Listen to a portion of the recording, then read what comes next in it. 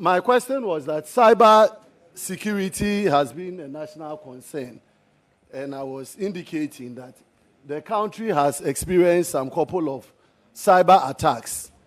And then when you consider the cost of establishing cyber security in institutions, it is on a very high side. When you look at the NDC manifesto, you talked about enhancing support to cyber security establishment and initiatives.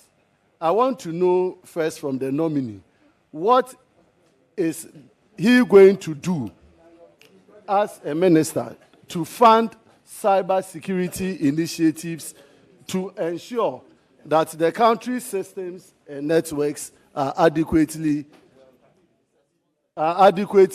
protected? Thank you.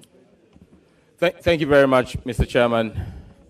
Mr. Chairman, the cybersecurity of our country is a critical one that sits and straddles the Ministry of Communications, Digital Technologies and Innovation, and our national security apparatus. In fact, when you read the National Security Strategy document that was prepared in 2020, I believe that paragraph 3.4 on page 41 speaks about our cybersecurity preparedness as a nation.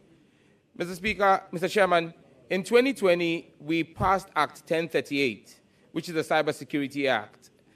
As a member of the committee at the time, I played a key role in the formulation of that legislation. And when you speak about funding cybersecurity, I'm sure that the outgone minister will bear witness, and the members of the committee, that when the bill came to Parliament from Cabinet, it did not have anything about funding cybersecurity. It was my personal intervention and amendments to the bill that introduced Section 23 of the bill, which is the funds of the bill.